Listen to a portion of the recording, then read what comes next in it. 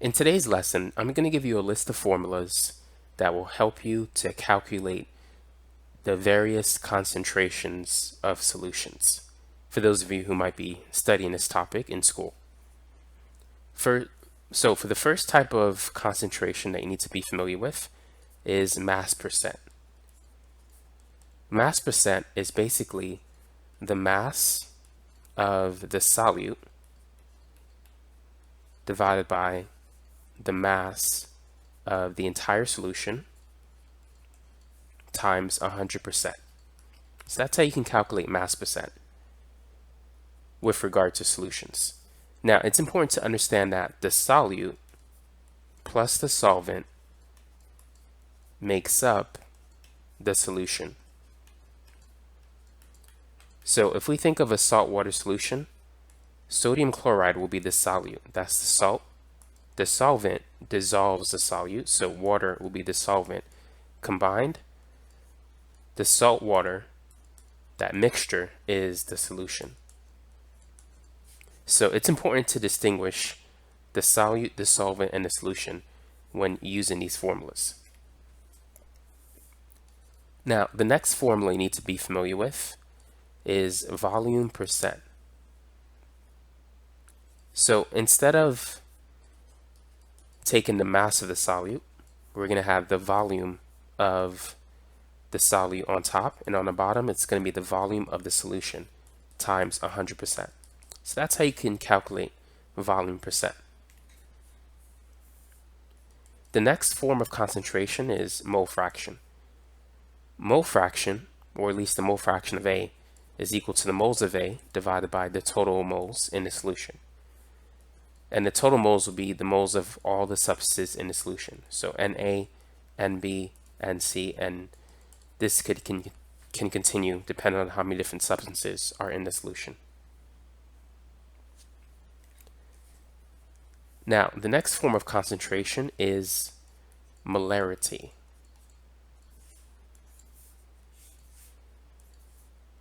Represented by capital M, molarity is basically equal to the moles of solute divided by the liters of solution. You can also write it this way. N will typically represent moles of solute, and V is the volume. Similar to molarity is molality.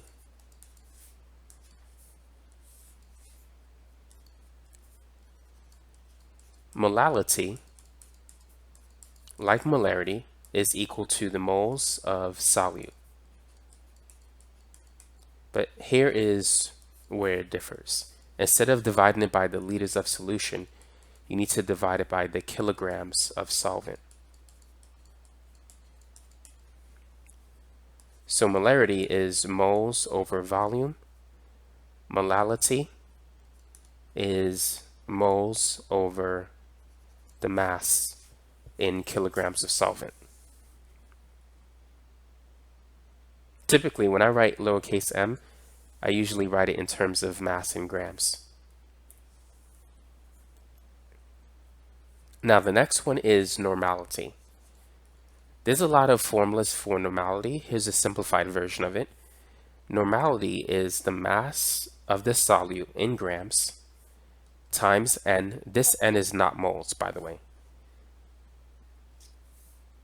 So to give you an example of what this represents, for acids, N is the number of hydrogen ions per formula unit. So for HCl, N is 1. For sulfuric acid, we have 2 protons per formula unit, N is 2. For bases, it's the number of hydroxide ions per formula unit. So for calcium hydroxide, N would be 2. So for this formula, just make sure you know that this N is not the same as moles. So it's the mass of solute times N divided by the volume. The volume is the liters of solution times the molecular weight, or the molar mass, of the solute. Now, if you know the molarity of the solution, you can calculate the normality. But first, I'm going to rearrange this equation. So here we have mass over molar mass. So this is the mass of the solute divided by the molar mass of the solute. And then we have a V on the bottom. And then we have this N. Now, this part right here, mass of solute divided by the molar mass of the solute, that's basically the moles of the solute. That's this part. This part here, the volume, that's basically the liters of solution. And then I kept this N on the outside. Now we know that moles of solute divided by liters of solution is molarity.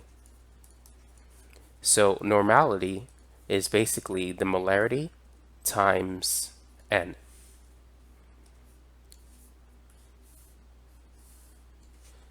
So for instance, let's say if I have a 3 molar H2SO4 solution and I want to calculate the normality. The molarity is 3 and there's 2 protons per formula unit, so the normality is going to be 6. Let's say, for instance, I have a 4 molar HCl solution. The normality is going to be 4 because we only have 1 proton per formula unit. So let's say if I have a 5 molar phosphoric acid solution and all of the protons are going to be consumed in the reaction. The normality is going to be 5 times 3, which will be 15. So the normality will be 3 times as much. So that's how you can use this formula to calculate the normality of a solution if you know the molarity.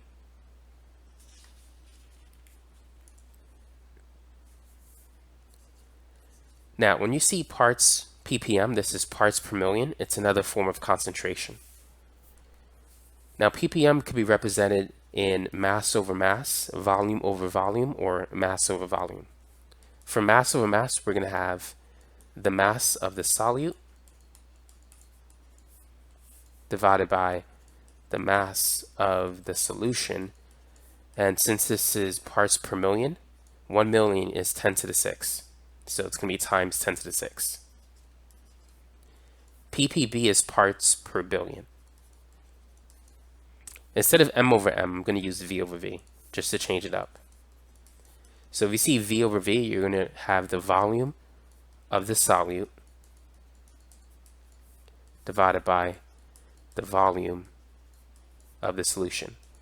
Now, because both of these are mass, the units can be anything, they just have to match. So if your mass of solute is in grams, the mass of the solution has to be in grams because they're going to cancel. If the mass of solute is in milligrams, the mass of the solution is in milligrams. Same thing for this formula. They need to match as well. It could be milliliters and milliliters or liters and liters. Now, since we're dealing with parts per billion, this needs to be 10 to the 9. If you see PPT, you might be dealing with parts per trillion. I've rarely seen parts per thousand. But if it's parts per trillion, then this will be 10 to the 12.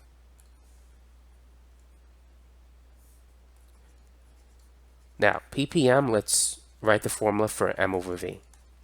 So this is mass over volume. So we're going to have the mass of the solute divided by the volume of the solution. Now, since it's parts per million, PPM, this is going to be 10 to the 6. Now, since these are two different things, they have different units, they won't cancel. You need to be careful with the units. So for this particular formula, the mass of the solute must be in grams and the volume has to be in milliliters. When it's like that, this number will be 10 to the 6.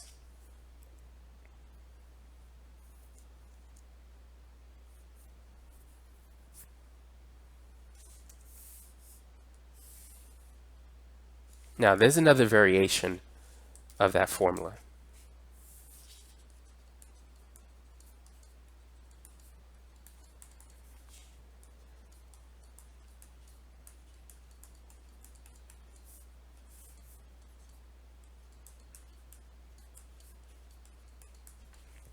If you put the mass in milligrams and the volume in liters, you won't need the 10 to the 6 number. It'll automatically give you the concentration in parts per million.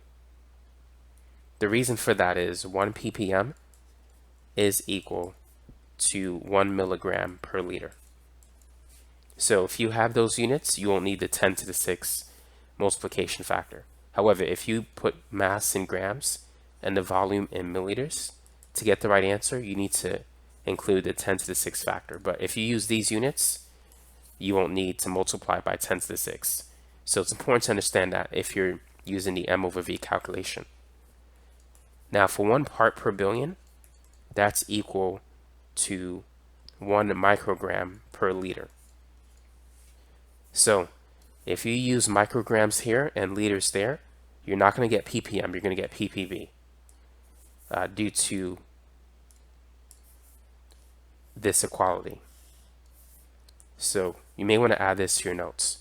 And of course, you can get all of this in the formula sheet that I'm going to post in the description section below. Now I have some other formulas in that formula sheet that I didn't cover in this video, so once you download it, you'll see the other formulas that I didn't talk about in that formula sheet. So that's going to be it for this video. Thanks again for watching.